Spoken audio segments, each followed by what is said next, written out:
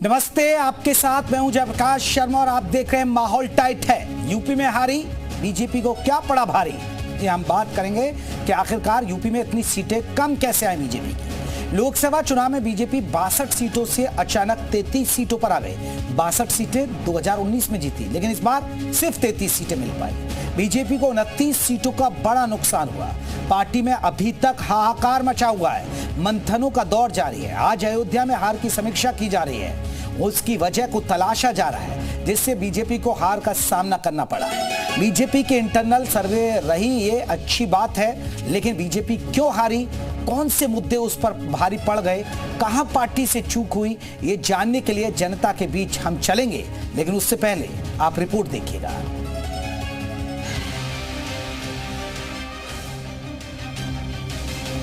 सबकी समीक्षा करके और आगे पूरी कार्य योजना बनाकर पूरी ताकत के साथ भारतीय जनता पार्टी को आगे बढ़ाने का काम करें। अंजाम गुल इसका क्या होगा, हर शाख पे उल्लू बैठे।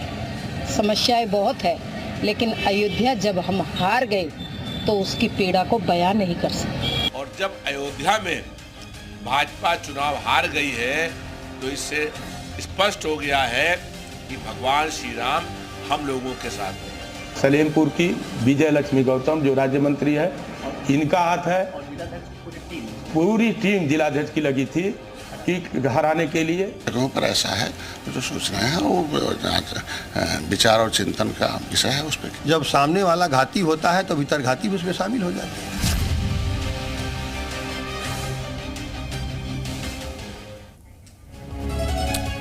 तो यूपी में हारी बीजेपी को क्या पड़ा भारी। देखिए, उम्मीदवार तो कह रहे हैं भीतरघात, लेकिन सच पूछिए, क्योंकि जिस तरह मैं भी खुद ग्राउंड पर रहा, उम्मीदवारों से ही नाराजगी थी। टिकट बदले नहीं है बीजेपी ने, टिकट बदलने थे, ज्यादा से ज्यादा टिकट काटने थे।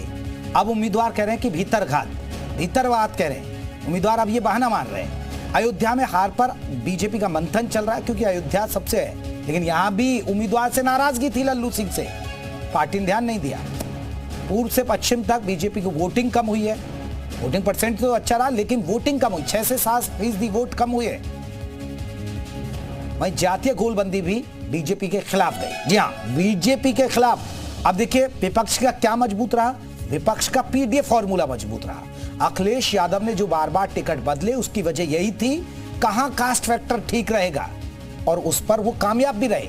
और बीजेपी, क्योंकि आप ज्यादा देखेंगे, ज्यादातर अंतर देंगे, पहली रिपोर्ट मंडल स्तर पर तैयार हो गया, दूसरी रिपोर्ट 80 लोगों की टीम ने तैयार किया। पता नहीं बीजेपी इतना लंबा जो रिपोर्ट तैयार कर रही है क्यों कर रही है। बीजेपी को अभी तक इतने रिपोर्ट की जरूरत क्या, समझ में नहीं आ रहा है। सीधा सीधा है कि उम्मीदवारों की नाराजगी थी, कुछ और भी चीजें थी। पहली रिपोर्ट मंडल स्तर पर, अब 80 लोगों की टीम तैयार कर रहे हैं। और जब आप सर्वे पहले करा रहे थे कि हम देखिए उम्मीदवारों का सर्वे करा के टिकट देते हैं, हम तो चुनावी मोड में होते, तो कैसे चुनावी मोड में थे कि अब मंथन करना पड़ रहा है, ऐसा चुनावी मोड है बीजेपी का। कि अब बड़ी बड़ी टीमें गठित की जा रही हैं कि हार क्यों गए, कैसे हारे। लेकिन सच ये है, लोग नाखुश थे मौजूदा सांसदों से। टिकट कटने चाहिए थे, वो टिकट कटे नहीं, उसका नुकसान बीजेपी को हुआ। अखिलेश यादव का पीडीएफ फॉर्मूला चला, कास्ट फैक्टर हावी रहा। और आप ज्यादातर सीटों पर देखेंगे हार जीत का अंतर बहुत ज्यादा नहीं रहा है। कुछ सीटों को छोड़ दे तो ज्यादातर सीटों पर कहीं 40,000 से हार जीत का अंतर, कहीं 20,000 से, कहीं 22,000 से, कई सीटों पर 3,000 से, कहीं 2,000 से, ऐसा आकलन रहा है। तो ये सबसे बड़ी वजह रही। मोदी के नाम पर तो वोट पड़े, लेकिन उम्मीदवार के नाम पर वोट नहीं पड़े। तो चलिए, हमारे साथ हमारे कई सहयोगी रहेंगे। हमारे साथ त्रिपुरेश त्रिपाठी रहेंगे देवरिया से, हमारे साथ राहुल शुक्ला रहेंगे अमेठी से, साथ ही साथ शामली से शरवण हमारे साथ रहेंगे। पहले त्रिपुरेश का रुख कर लेते हैं। त्रिपुरेश, हालांकि देवरिया के अंदर तो बीजेपी जीत गई, लेकिन उससे लगती सीट सलेमपुर जो आपके देवरिया से सटी हुई है, वहां बीजेपी हार गई। और यहां कहा जा रहा भीतरघात हुई, लेकिन जरा लोगों से पूछिए वजह क्या रही, क्या मानते हैं जो बीजेपी यूपी में इतनी सीटें खो बैठी। त्रिपुरेश, आप हमें सुन पा रहे? चले, त्रिपुरेश तक हमारी आवाज नहीं पहुंच पा रही है। राहुल हमारे साथ जुड़े हुए हैं। राहुल शुक्ला का रुख कर लेते हैं। अमेठी बहुत महत्वपूर्ण सीट है, स्मृति ईरानी की यह सीट थी। राहुल, स्मृति ईरानी हार गई, ये बहुत बड़ी बात थी। पहले था कि राहुल गांधी लड़ेंगे तो एक तरफा जीत जाएंगे, लेकिन किशोरी लाल शर्मा लड़ेंगे तो लगता है कि स्मृति ईरानी जीत जाएंगे। क्या लगता है लोगों से जरा जानिएगा, क्योंकि सच ये था कि उम्मीदवार से भी नाराजगी थी, लेकिन लोग क्या मान रहे हैं? बिल्कुल देखिए, अमेठी जो थी हॉट सीट थी जबकि और जिस तरीके से अमेठी में चुनाव था के एल शर्मा को लेकर भाजपा ने जिस तरीके से मूड बनाया था, वो मूड बिल्कुल विपरीत गया और उसका परिणाम रहा स्मृति ईरानी हार गई। हमारे साथ यहाँ की जनता मौजूद है, जानने का प्रयास करेंगे क्या कोई कारण रहा है। सर, सबसे पहले हम आपसे जानेंगे क्या कारण रहा है कि ये सबसे बात है, ये गांधी परिवार को है, लेकिन समझाओ पर यहाँ बदलाव होते रहे 5 साल तक।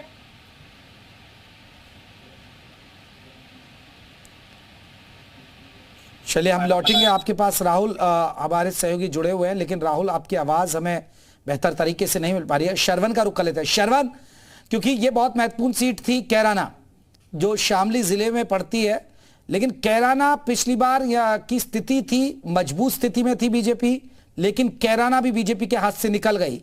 क्या वजह रही? उम्मीदवार को लेकर नाराजगी या लोग क्या मान रहे हैं? जी बिल्कुल, मैं आपको बता दूं कि कैराना वही लोकसभा सीट है जहां पर हुकम सिंह के द्वारा कैराना प्लान का मुद्दा उठाया गया था और मुद्दे को देखते हुए पूर्ण बहुमत से सरकार पूरे देश में आई थी।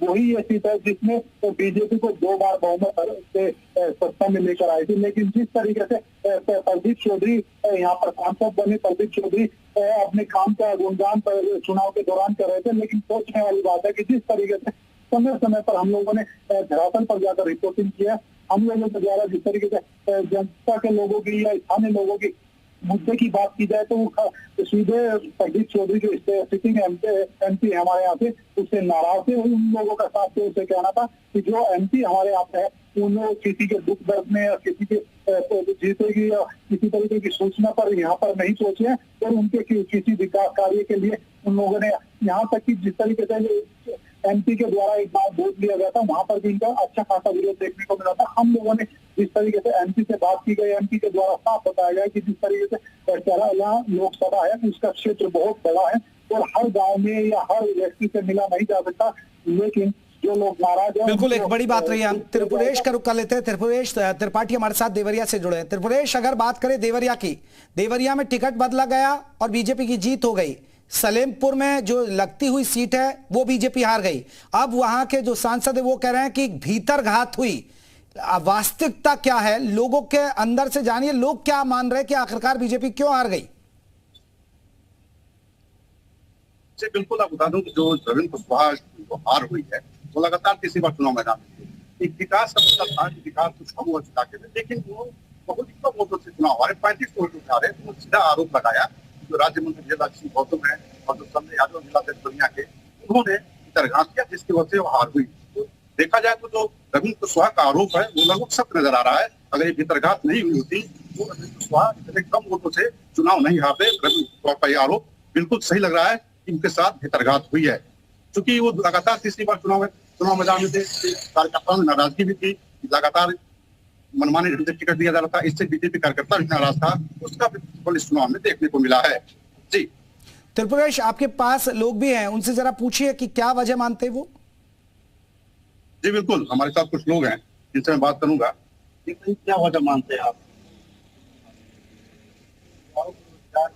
कोई रोजगार का अवसर नहीं मिलता है, युवा बेरोजगार होते जा रहे हैं, दिन प्रतिदिन आए दिन महंगाई चरम पे बढ़ती जा रही है और भाजपा के सदस्य भी लोग घर के दरवाजे पे नहीं आ रहे हैं। विकास सरकार के जो स्थानीय नेता जो है विकास के मुद्दे पे जीतने के बाद 5 साल कोई नहीं आ रहा है, क्या विकास क्या चीज। अभी आप चले जाइए, बेलडार रोड है एकदम टूटे हुए हैं 10 सालों से, लेकिन कोई नेता जब चुनाव रहता है तो कहते हैं बन जाएगा, बन जाएगा। अब उसको जीतने के बाद बहुत सारे मुद्दे भी बताए त्रिपुरेश। हम लौटेंगे आपके पास। अन्नू चौरसिया हमारे साथ जुड़ गए। अन्नू, इटावा सीट पिछली बार कमल खिला, लेकिन इस बार कमल नहीं खेल पाया। रामशंकर कठेरिया माना जा रहा था जीत सकते थे, और क्योंकि वहां स्थिति क्या रही? क्या रामशंकर कठेरिया के खिलाफ नाराजगी थी? क्या वास्तविकता? जरा लोगों से जानिएगा। बिल्कुल, इटावा में जो भारतीय जनता पार्टी थी वो हैट्रिक लगाने का प्रयास कर रही थी, लेकिन समाजवादी पार्टी का गढ़ होने के चलते इस बार बीजेपी जो है इससे चूक गई है और ये सीट हार गई है। वजह जो बताई जा रही है, जिस तरह से जो हारे हुए सांसद रामशंकर कठेरिया है, उनका यही कहना है कि अधिकारियों ने हराया है, इसकी हम समीक्षा भी करेंगे, हम कार्यकर्ताओं से फीडबैक लेंगे और यहाँ तक कि कहीं ना कहीं भीतर घात भी हुआ है। यहाँ इस वक्त हमारे साथ कुछ लोग हैं, हम उनसे बात करते हैं कि आखिर बीजेपी जो हारी है क्या कारण है। क्या नाम है दादा आपका? क्या नाम है? अरे आप बताइएगा, क्या लग रहा है आपको बीजेपी हारी, इसके पीछे क्या कारण है? तमाम कारण है, कौन कौन से कारण बताएंगे? क्या लग रहा है कहीं भीतर घात हुआ है? भीतर घात भी हुआ है और अधिकारी काम नहीं कर रहे थे। रामशंकर कह रहे हैं कि वो अधिकारियों ने हराया, इसकी समीक्षा कर रहे हैं। कह रहे होंगे उनके विचार कह रहे होंगे, दिया जाएगा आपने कैसा काम कराया। क्या लगा रामशंकर जनता के बीच में रहे थे? ऐसे ही रहे, हाँ रहे जनता। तो बिल्कुल साफ तौर पर यहाँ इटावा की जो जनता है उसका कहना है कि जो रामशंकर कठेरिया थे वो पूरी तरह से जनता के बीच में नहीं रहे, जिसका उनको खामियाजा भी भुगतना पड़ा है। जी, लेकिन अनु, ये मान लिया जाए कि मोदी के नाम पर जो वोट मिला वो मोदी के नाम पर तो पड़ा, लेकिन उम्मीदवार निष्क्रिय रहे, उम्मीदवार लोगों से कनेक्ट नहीं थे और इसीलिए ये हार की एक और बड़ी वजह बनता है। बिल्कुल, इसमें दोहराई नहीं होगी कि जिस तरह से जो प्रत्याशी हैं वो पीएम नरेंद्र मोदी के चेहरे पर ही चुनाव लड़ रहे थे, उनको विश्वास था कि जो भी वोट पड़ेगा वो पीएम नरेंद्र मोदी के चेहरे पर वोट पड़ेगा। हालांकि जनता के बीच में ज्यादा नहीं रह पाए, अपनी पकड़ नहीं बना पाए, जिसके चलते जनता ने उनको जवाब दिया है। यहाँ तक कि ये सीट हारी हुई यहाँ पर बीजेपी आई है सामने, क्योंकि जिस तरह से बीजेपी के लोग यहाँ कैंपेन प्रचार कर रहे थे, जहाँ एक तो समाजवादी पार्टी अपना प्रचार जोर शोर से कर रही थी, बीजेपी भी कर रही थी, तो इस बार कहीं ना कहीं जो प्रत्याशी है वो पूरे पीएम पद के जो पीएम के नरेंद्र मोदी है उनके चेहरे पर ही पूरे लड़ते हुए नजर आए थे। और खुद जहां तक की बात की जाए, धरातल पर जनता को अपना जो पार्टी के कार्यकर्ता जो भी अपने सरकार ने जो काम किए उसको नहीं गिना पाए, कहीं ना कहीं जनता ने उनको इस बात को लेकर नकारा भी है। चलिए राहुल का रुख कर लेते हैं अमेठी से। राहुल, आपको हमारी आवाज मिल पा रही है? जी राहुल, अमेठी की जनता क्या कह रही है, बीजेपी क्यों हार गई अमेठी में?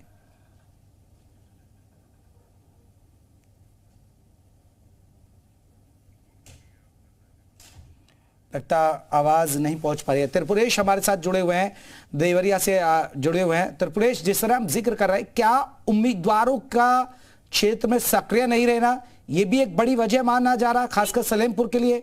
और जो टिकट कट रहे, अगर टिकट बदलते तो और फायदा होता बीजेपी को, क्योंकि देवरिया में बदला गया।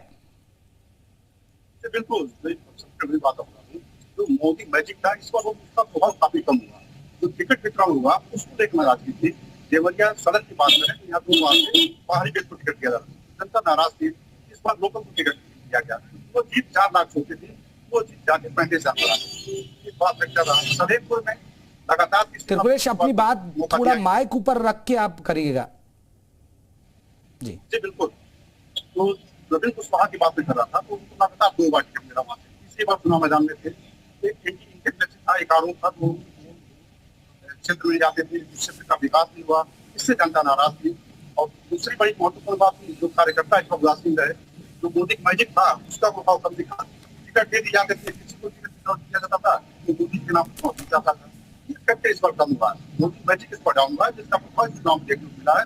और जो सीटें बची हैं, तो महिलाओं ने बहुत हिस्सा लिया, जो योगी फैक्टर था, यूपी में सम्मानजनक मिल गया। बाकी जो बीजेपी का वोटर था वो इस बार त्रिपुरेश लौटेंगे, हम अमेठी चलते हैं। अमेठी बहुत महत्वपूर्ण सीट थी और राहुल हमारे साथ जुड़े हैं। अमेठी हार गए। राहुल, अमेठी की जनता क्या वजह मानती है बीजेपी की हार के पीछे की वजह? बिल्कुल, हमारे साथ यहाँ की जनता मौजूद है, जानने का प्रयास करेंगे कि अमेठी की में जो स्मृति ईरानी है क्यों हारी। सबसे पहले स्मृति ईरानी क्यों हारी है? देखिए, वो हारी नहीं है, लगातार हारने के बाद 2014 में 5 साल बनी रही, जिसका उनको जनता ने रिवॉर्ड दिया। 2019 में और लगातार जितना दौरा उन्होंने किया है क्षेत्र में, कदाचित किसी मंत्री किसी सांसद ने नहीं किया होगा जितना विकास कार्य उन्होंने किया है। जनता से कुछ गलतियां हुई जो कि अब पछता रही है जनता उस चीज को लेके, और लगातार उनके बीच में है कि बहुत बड़ी गलती हो गई है। वो 85 चौका जो एक इन्होंने स्वरूपा छोड़ा, उसका बहुत दुष्प्रभाव हुआ। हमारे साथ और भी लोग हैं। सर आप कैसे देख रहे हैं, स्मृति ईरानी क्यों आ रही? स्मृति ईरानी को भारतीय जनता पार्टी हार नहीं मानता है।